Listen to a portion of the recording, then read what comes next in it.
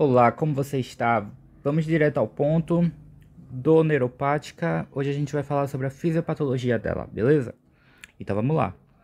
Antes de tudo, vamos fazer rapidamente uma distinção entre a dor fisiológica e a dor neuropática. Então, na dor fisiológica, temos a ativação de nossos receptores periféricos. Chama atenção para os periféricos, não são centrais. Decorre de lesões agudas ou de inflamações. Eles aparecem com o tempo, isso é muito importante. E tem função protetora, alertar que algo está errado. E ela vai desaparecer geralmente quando o estímulo nocivo cessa, tá? Beleza. E na dor neuropática? Essa daqui é uma lesão. Você tem que entender isso. Existe uma lesão no sistema nervoso, seja no periférico, ou no central, ou nos dois, tá? Mas existe uma lesão e é no sistema nervoso. Geralmente, quando a gente fala da dor fisiológica, você pode ter uma lesão, mas não é no sistema nervoso, né? Por exemplo, você se queimou, é uma lesão no tegumento. Teve uma litíase renal, lesão no rim, tá? Mas não é geralmente o sistema nervoso, né? Diferente da dor neuropática. Então, essa lesão vai fazer com que o processamento sensorial se torne anormal, porque o sistema que é responsável por processar as sensações está lesionado. Ela é crônica e persistente. Não tem uma função útil, porque ela não consegue nos proteger de lesões reais, sabe, ou possíveis. E realmente posso fazer alguma coisa, tem algo de errado, me queimei, tiro a mão, ou estou com inflamação, vou atrás de um médico. Aqui a coisa é bem mais complicada e a gente vai entender isso melhor ao longo da discussão. Envolve neuroplasticidade. Por quê? Porque ela altera, por exemplo, o número de canais iônicos nos neurônios, tá? Vamos lá. Seguindo, eu também preciso que você entenda, para compreender a neuropatia, as causas da dor neuropática. O que é que pode causar o que a gente falou, que é a lesão no sistema nervoso, que pode ser periférico ou central.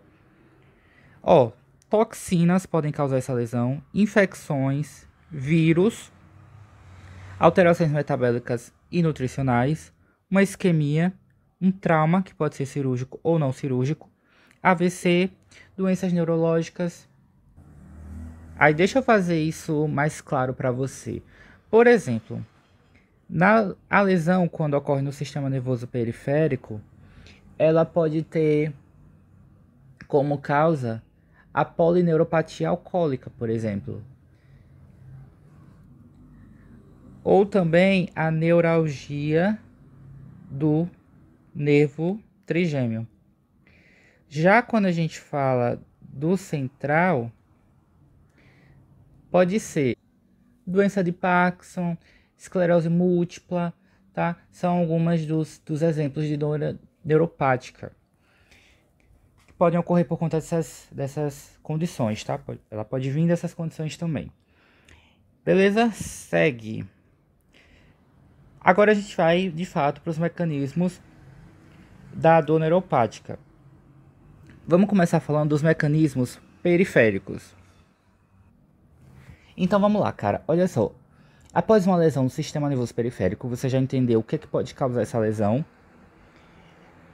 Como é de se esperar, substâncias químicas são liberadas pelas células que foram danificadas e por células inflamatórias, né?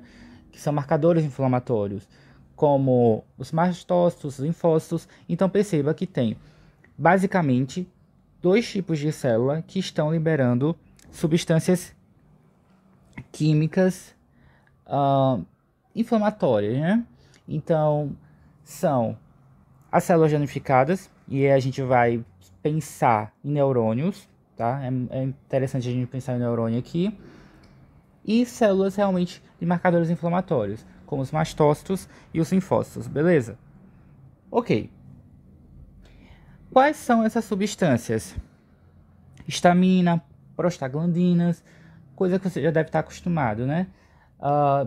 Mais do que essas também, fala outras. Noradrenalina, bradicinina, potássio, noradrenalina, já falei, né? E serotonina também, além de outros neuropeptídeos, ok? E aí esses marcadores celulares, cara, eles atuam para sensibilizar os nossos receptores. Nossos receptores, né, que tem suas terminações lá, são neurôniozinhos que têm suas terminações nervosas.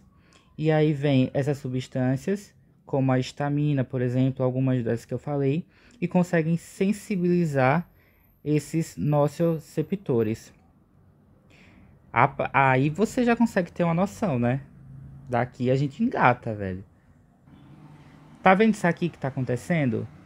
Essas substâncias estimulando esses nocioreceptores, isso é capaz de produzir alterações no número e na localização dos canais iônicos, especialmente os canais de sódio, canais que estão relacionados com a despolarização desses nocioreceptores, que se eles despolarizarem, o que é que eles vão fazer?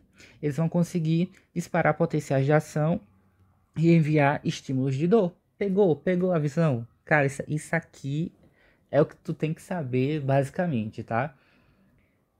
E aí eles vão alterar, né, esse número e localização dos canais iônicos nessas fibras nervosas, ou seja, nos nossos receptores lesionados e também nos gânglios da raiz dorsal, tá? Deixa eu mostrar aqui para tu, ó, nessa imagem. Aqui, ó, os gânglios. Isso lá da anatomia da medula, tá? São aqueles gânglios mesmo. E aí, como resultado disso daqui, ó, que a gente tá falando, desse esquema aqui, que só vendo você não consegue entender, você tem que ouvir ou falar, porque o desenho você viu como ajuda, né? Então, o resultado desse esquema aqui, cara, é justamente ter um limiar de despolarização reduzido. E aí acabam acontecendo descargas espontâneas, que era o que a gente já tinha falado. E aí essas descargas espontâneas, elas são conhecidas como, ó, descargas ectópicas. Eu preciso que você tenha esse nome em mente. É o nome que vai cair em prova. É o nome que você tem que saber, tá? Beleza. E aí você pode imaginar, né? Que uma das consequências disso daí, dessas descargas ectópicas, é não só provocar uma dor que não deveria estar acontecendo, como também aumentar a resposta a estímulos térmicos e mecânicos. E o que é que isso vai gerar? Esse aumento da resposta a estímulos térmicos e mecânicos aos nossos receptores vai fazer com que, primeiro, coisas que não deveriam provocar dor provoquem, tipo um toque leve na pele pode provocar uma dor. E também o que já era para provocar dor pode provocar uma dor 2 vezes maior ou mais. Entende? E aí temos termos técnicos para isso, a gente vai chegar lá.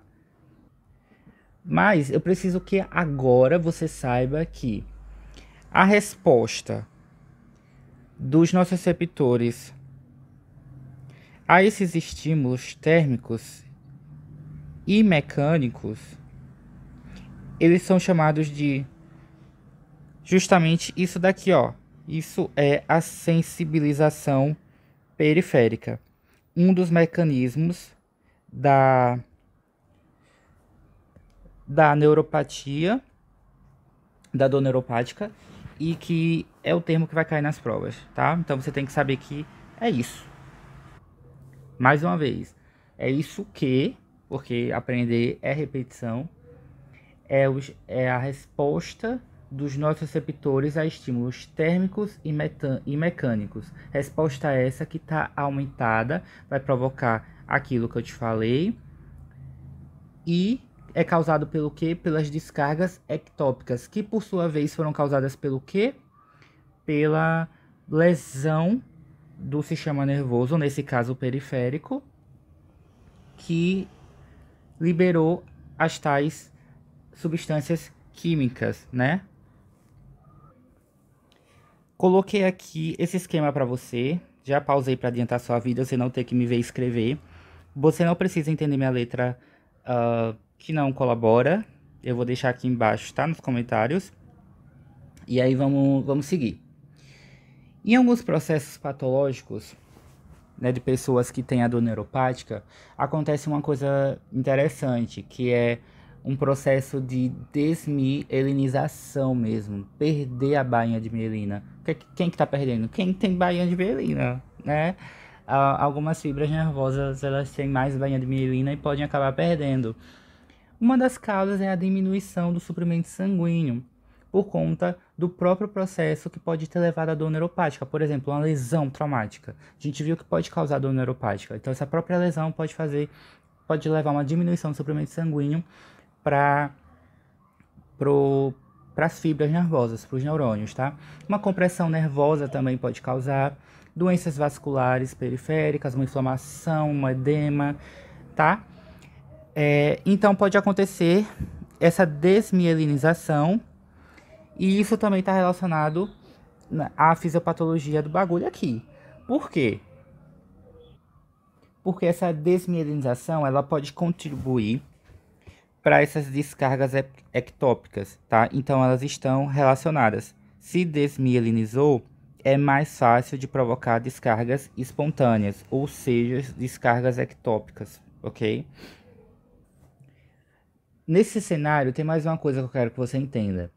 Em condições normais, você já deve saber que as fibras nervosas, uma atrás das outras, ou seja, fibras nervosas adjacentes, elas estão isoladas, né, umas das outras. Só que, com aquela atividade neural persistente de disparo e as alterações que podem ocorrer pelo próprio processo inflamatório, pela diminuição da mielina, tudo isso pode causar conexões elétricas que são quimicamente mediadas. Então elas estavam isoladas e agora elas conseguem se comunicar, um neurônio com o outro. Isso não é legal. Eles deveriam estar isolados eletricamente, sabe? E aí, só que essa comunicação entre eles, e isso vai ocorrer entre as fibras nervosas lesionadas e fibras não lesionadas, tá? Pode acontecer também entre uma lesionada e uma não lesionada. Isso também faz com que estímulos que não eram dolorosos agora provoquem dor, tá? E essa comunicação, ela é chamada de condução efáptica, ok? E o que ocorre é uma conversa cruzada entre as fibras. Isso não deveria estar acontecendo, mas tá. E a consequência é o que eu acabei de falar, tá? O que não era para provocar dor, agora vai provocar dor. Só que eu falei que isso tem um nome. Alodínia. Só que também pode provocar hiperalgesia, que é isso aqui, ó. Lembra o que eu estava explicando nesse momento? Um estímulo que já era doloroso pode ficar 2 vezes mais. Isso é a hiperalgesia. Perfeito? Então explicamos os mecanismos periféricos, maravilha. Agora vamos para os mecanismos centrais. Só que antes, esse slide me lembrou que a gente ainda pode discutir algumas coisas que são um pouco mais detalhadas, mas eu acho que é importante você saber, tá? Então vamos lá. Na verdade, é só uma organização de ideias que a gente vai fazer aqui. Você já sabe o que é sensibilização periférica.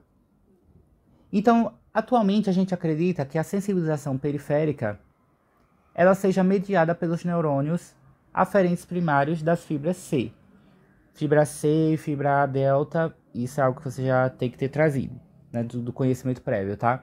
Então, com certeza você já conhece as fibras C. E se você tiver dúvida, deixa aí nos comentários que se eu ver, eu prometo que eu te respondo, tá? Só para não deixar o vídeo longo, mas você pode ter essa dúvida e eu vou te responder. Vamos lá. Então, acredita-se que a sensibilização periférica ela seja mediada pelos neurônios das fibras C. E esse mecanismo seja responsável pela hiperalgesia. Então, pode ser uma coisa que cai na sua prova. Hiperalgesia está relacionada com as fibras do tipo C, tá? Dentro do contexto da sensibilização periférica. Perfeito?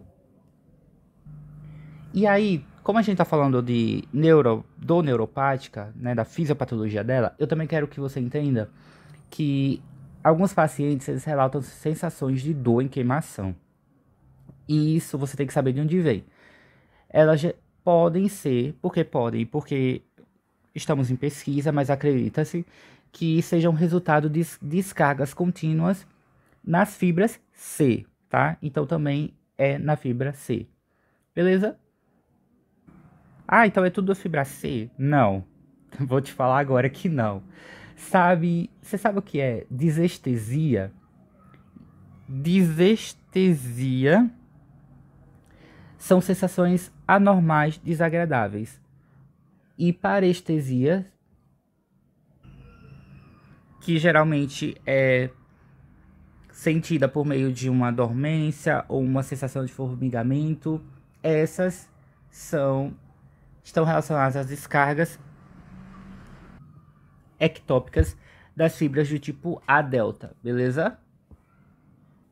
Por isso que alguns dos tratamentos para periféricos, ó, vamos falar agora dos tratamentos periféricos, citar na verdade, tá? Porque não é da alçada do vídeo, mas só para você fazer um link. Eu quero que você faça um link que o tratamento geralmente está relacionado à modulação de canais de sódio, porque a gente viu da alteração, né, sobre a alteração dos canais iônicos, especialmente os de sódio, em tamanho, em localização. Então, modular esses canais de sódio pode ser uma chave interessante, tá?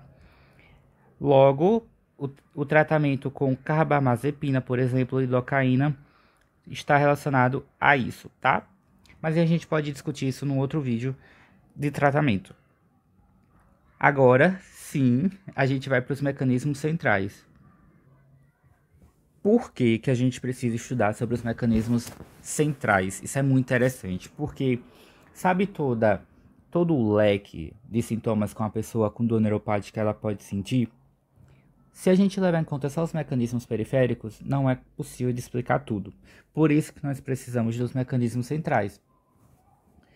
E aí, como lá a gente tinha uma sensibilização periférica, aqui a gente tem um processo que ele é chave, que é conhecido como sensibilização central. Que é isso? É uma excitabilidade aumentada, que é anormal, dos neurônios nociceptores centrais. Isso te lembra alguma coisa, né? Exatamente, é muito parecido com o que a gente discutiu sobre os periféricos, tá? Muito parecido. Só que aqui vai ocorrer na medula espinhal, principalmente, né? Devido a lesões que geralmente, sim, começaram no sistema periférico. Geralmente são lesões periféricas, mas que podem acabar afetando a medula, ou seja, chegou no sistema nervoso central. E chegou como? Também pela liberação de taxinas, por exemplo, neurotransmissores, aquelas substâncias, sabe? Quero fazer uma correção aqui no slide, que a substância P, ela está dentro de algumas das taxinas possíveis, tá? De alguns exemplos. Substância P está lá, e a neurocinina A também. Neurocinina A também é um exemplo de taxina. E neurotransmissores que são liberados por lesões também lá no sistema periférico. Aí sim, glutamato, GABA também, tá? E aí a liberação prolongada dessas substâncias e a ligação delas com os receptores do sistema nervoso central pode causar algo interessante. O aumento do cálcio intracelular. E isso vai gerar também plasticidade neuronal. Então lá nos periféricos a gente falava especialmente dos canais iônicos de sódio, né? Minha letra tá pior do que nunca. Aqui a gente tá falando de uma plasticidade neural por um aumento do cálcio intracelular. Porque essas substâncias aqui, ó, tanto os neurotransmissores quanto as taxinas foram capazes de ativar receptores NMDA, ok? E nesse ponto você tem que se perguntar, tá, mas o aumento desse cálcio intracelular vai gerar o quê? Como assim? Ele vai levar a uma plasticidade neural. O que é que você quer dizer com isso? Tá percebendo que eu tô construindo uma historinha com você? Então vamos lá. O aumento desse cálcio, que ocorre por meio dos canais de cálcio do tipo N, isso pode ser importante. Ele é importante dentro da normalidade para manter a manutenção da sensibilização central. Só que nós não estamos falando da normalidade, nós estamos falando de um aumento, ou seja, o que é que vai estar comprometido? A manutenção da sensibilidade dentro do contexto do sistema nervoso central, tá? E isso porque uma série de reações bioquímicas nos neurônios do corno dorsal da medula vão ocorrer. E aí, algo bem importante é que o limiar para ativação dos neurônios ele fica reduzido. O que é que isso quer dizer? Que a resposta aos estímulos ela tá aumentada, velho. E tá aumentada tanto em magnitude quanto em duração. E te falo mais ainda. O tamanho do campo receptivo ele é ampliado, porque existe uma hora maior do neurônio que fica disponível para receber estímulo. Então veja como tá fácil para esse neurônio receber estímulo. Né? Neurônios esses que nós estamos falando, nocioceptores, principalmente, né? Então, tudo isso vai resultar em um fenômeno chamado wind-up. O que é isso? Todo o conjunto dessas alterações resultam no wind-up, que é um aumento da excitabilidade e da sensibilidade dos neurônios da medula espinhal. Só que não para por aí, vamos seguir. Ainda dentro dos mecanismos centrais, existe algo bem interessante, que é a desinibição central. O que é isso? Dentro do contexto normal, nós temos mecanismos de inibição para esse tipo de coisa, sabe? No sistema nervoso central. Só que ocorre, por conta de tudo isso que nós falamos, uma desinibição central, ou seja, os mecanismos de controle ao longo das vias inibitórias, eles são perdidos ou são suprimidos. E isso ajuda a explicar a estabilidade anormal desses neurônios centrais, sabe? E aí, juntando essa desinibição central com a sensibilização central, esses dois, eles ajudam muito a explicar algo que a gente já falou e que deve estar fazendo sentido para você agora, que é a alodínia. Só que veja, não estamos falando só de nocioceptores quando falamos de dor neuropática. Outros tipos de neurônios também estão envolvidos. E alguns deles são os mecanorreceptores, tá? Eles também estão com um baixo limiar de disparo. E isso pode ajudar a explicar a alodínia. Ocorre uma reorganização desses neurônios lá na medula espinhal. A gente não precisa saber em detalhes, mas ocorre, tá? Especialmente no corno dorsal da medula. E aí, esse baixo limiar de disparo desses neurônios, eles podem contribuir para o aumento da sensibilidade. Claro, porque está disparando mais. E aí, tá, aumento da sensibilidade, mas qual? Cara, de pressão. Ou seja, isso ajuda a explicar uma alodínia mecânica. Isso ajuda a explicar o exemplo que eu te falei, de uma pessoa, aqui tá a pele da pessoa. E alguém faz um toque com o dedo. E a pessoa pode sentir dor. Não era para sentir dor, mas os mecanorreceptores dela estão tão passíveis de disparar que ela pode sentir dor. E te digo mais, o que já poderia gerar dor vai gerar 2 vezes mais. Qual o nome disso? Hiperalgesia. Só que existem 2 tipos, tá? A gente tá quase acabando, juro. De conteúdo, esse é o último slide. Então vamos lá, coragem, guerreiro. Existem 2 tipos e eu quero que você saia daqui sabendo isso.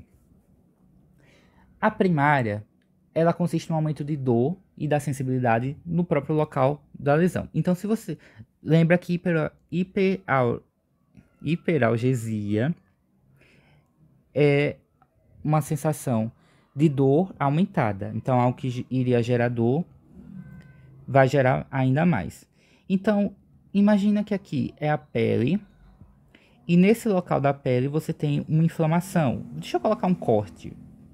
Um corte, isso dói. Só que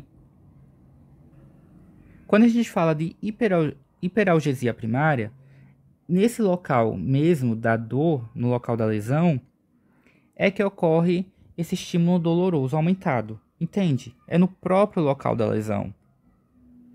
E claro, vem de mecanismos periféricos, né? Porque aqui a gente está falando da pele. Os nociceptores e os mecanoreceptores daqui são periféricos, né? A gente está na pele, tá? Só que existe também a secundária, que aí já vem a dor, você sente também aumentada em áreas adjacentes não lesionadas, ou seja, em um local mais distante da pele, como aqui. Não está lesionado, mas você sente uma dor aumentada aqui também. Ou seja, dor aumentada, qual é o nome disso? Hiperalgesia, né? Só que está longe do local da lesão. Então é hiperalgesia o que? Secundária. E aí já envolve uma sensibilização central. Ah, mas por que uma vez que está na pele? Porque, veja, aqui você tinha... Aqui está diretamente relacionado ao nociceptor, mecanorreceptor da pele, tá? No local da lesão. Ele tá imediatamente aqui abaixo, velho. Ele tá muito relacionado a essa lesão, você entende? Mas aqui já tá longe. Então o que é que tá acontecendo aí? A explicação para isso, e isso pode ser pegadinha, se ligue, tá? A explicação para isso tá para eventos que ocorrem no corno dorsal da medula espinhal, tá? Após a lesão. E aí os detalhes disso a gente não precisa saber agora, mas saiba que está relacionado à medula espinhal no seu corno dorsal, então está relacionado à sensibilização central, ok? Olha só, aqui estão as referências que eu usei. Se você tiver dúvida, pode deixar aí nos comentários que se eu ver, eu prometo que eu te respondo. Se ficou alguma lacuna, faz isso também, tá? Me sinaliza. Muito obrigado pela sua atenção. Se inscreve, porque sempre sai um vídeo assim desse tipo. Eu espero que você goste. E vem estudar comigo. Valeu, até a próxima.